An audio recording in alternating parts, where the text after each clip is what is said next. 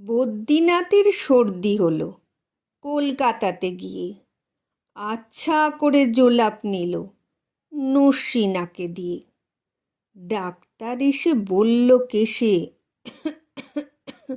বড়ই কঠিন ব্যামো, এসব কি সুচিকিৎসা? আরে আরে রামও, আমার হাতে পড়লে পরে এক্স রে করে দেখি রোগটা কেমন, কঠিন কি না আসল কিংবা মেকি।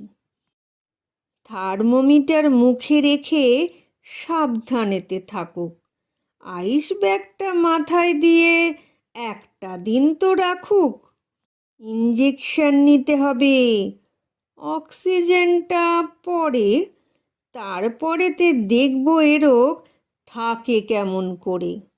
পল্লীগ্রামের বদ্রীনাথ অবাক হন ভারী, সর্দি হলেই এমন তর, ধন্য ডাক্তারি।